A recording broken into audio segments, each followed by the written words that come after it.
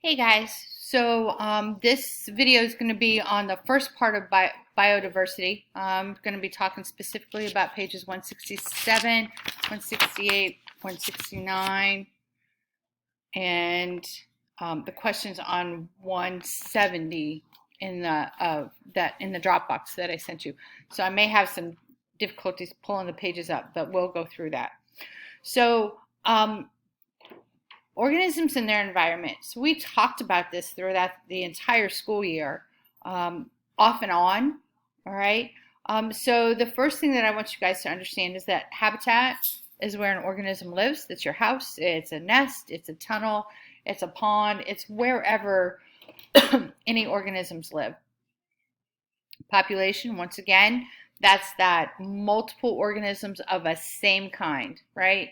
So in your habitat, in your house, the humans are one population. If you have a pet and you have dogs, the dogs are a population. If you have dogs and fish, the fish are the population. So you have three different populations living in that house.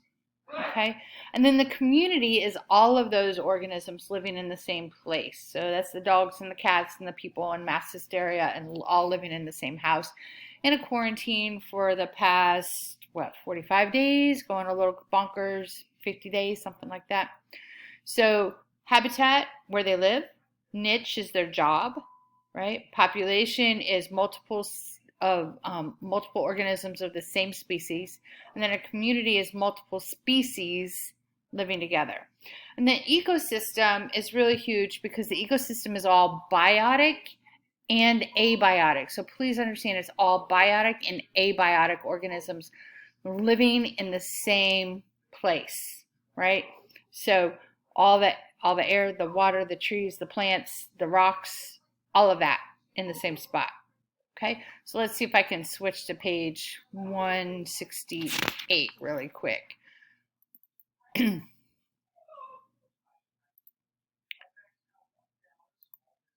Maybe, maybe not.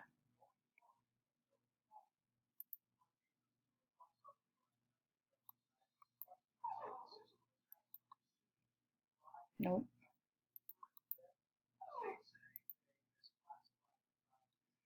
All right, so let's see if I can get this over here. All right, so there's a couple of things about energy flow. First off, and 168 has the big pictures of it, so we're going to talk a little bit about it. So energy flows. Energy flows in one direction. That's the biggest problem that students typically have an issue with when they test, is that energy flows in one direction, right? It doesn't cycle like the carbon cycle and the water cycle and the nitrogen cycle and the phosphorus cycle. It flows. So it's only in one direction. It goes from the sun to the plants, to the animals, and then out, and it's gone, right? It can't be recycled. It can't be regenerated. It's one and done. It goes in a one-way direction. So that's huge. A food chain, think about a necklace or a chain necklace, right? It's linked together and it goes all in one. It goes in a just straight across, right? So it goes from the sun, and then the food chain would be to the plant, and then whatever eats the plant, the rabbit that eats the plant, and then the hunter that goes and kills the rabbit and eats the rabbit. That's a food chain. It goes from one to the next to the next to the next. Whereas a food web is where it's all tangled up, and it's how all of those organisms in that ecosystem interact with each other. And so that's when the food chain, when you get multiple necklaces, especially if you're a girl and you get ready to go travel and stuff, and you put your necklaces in a bag and they all get all crumpled up and this big wad mess when you got to get undone. So that's a food web. All right, so it's multiple organisms and all of them in an ecosystem. We've talked way back, you've talked about producers and consumers and herbivores and carnivores since you were in elementary school. The thing is you got to remember that producers, you're in high school, so you're big kids now, right? So you got to use big kid vocabularies. So big kid producers are autotrophs. AUTO. Wait a minute, well, Hang on. We'll pause this and I'll go get my whiteboard. All right, so I went and got my whiteboard. So autotroph, A-U-T-O-T-R-O-P-H. Those are producers. All right. Heterotrophs, H-E-T-E-R-O, are consumers. So hetero means other. We talked about that a long time ago. And auto means self. Now, a lot of you, when we were talking about the aquatic ecosystems, and they were asking about the organisms that live where there is no sunlight in the water, right? So those are chemotrophs. They make their energy from the chemicals in the water, right? So when you get down by those hydrovents, those thermal vents in the bottom of the ocean, those releases sulfur, and so that's one of the chemicals. And so that sulfur is what they live off of, and that's how they get their energy. So instead of doing photosynthesis, they do chemosynthesis. So therefore, they're chemoautotrophs. Okay? So just a couple of words that I want to make sure you guys understand before we go any further. The next thing, I'm going to leave that up there for just a minute. So the next thing is that they give you those definitions, and then if we go on to page 169, so I'm going to go there while you guys still write what's on my whiteboard here. And so if we go to, I thought I did 169. Maybe I didn't do 169. Ooh, hang on just a second.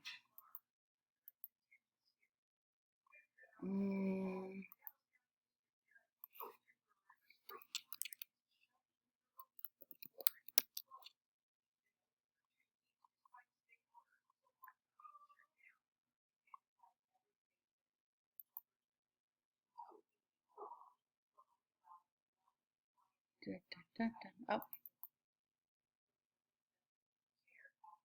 I will need to put this in your Dropbox.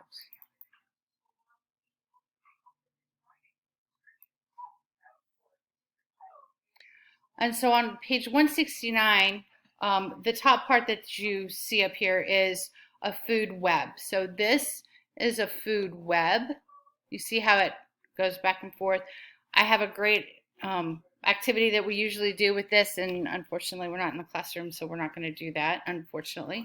And then this is a food chain where I said it goes in a straight line, right? So the big important part that I need you guys to get is this part right here. And so I'm going to put that up. And so hopefully you're all done with this. And so we have the energy pyramid, and you guys have done energy pyramids. And for some reason, when they put pictures like this one, it kind of throws you off. So first off, we're going to start at the bottom instead of the top. And so we're going to go like this. And I'm going to put a blue sun up here because I didn't get any different colored whiteboard markers. So this is my sun, and it gives me energy, right? And it grows my little plants, my little flowers down here at the bottom. And so my sun gives me my energy, and they use 100% of that energy to convert in photosynthesis, all right? And when a bunny rabbit, you know me, I ain't drawing very well, right? So a little bunny rabbit with a little cottontail, right? He comes down and eats some of these plants, and the energy goes up, and when it does, 90% of the energy gets used in cellular respiration, heat, sweat, whatever, and only 10% goes up. And then the human is going to eat only because it's easier to draw a human. The human's going to eat the bunny rabbit, and so once again, 90% of the energy is going off, and only 10% is going to the human. So my vegans out there, you guys who only eat the vegan stuff, you guys are getting 10%. We're only getting 1% of that original energy. Getting 10% from the bunny rabbit, but he only had 10%. So we have to move the decimal over, right? And so every time we go up, we move the decimal. 10, 1, 0.1, 0.01. And that's why these guys up here have to eat a lot of food, because they're only getting a little bit of energy up there, right? They only get a little bit of nutrients. So they have to eat a bunch, whereas these guys down here, they don't have to eat as much. Okay, so I'm at my 10-minute mark. I have really hit all of pages 167 to 169. Didn't answer the questions on 170, but you should definitely be able to answer those questions. Have a great day. I'll post the next video.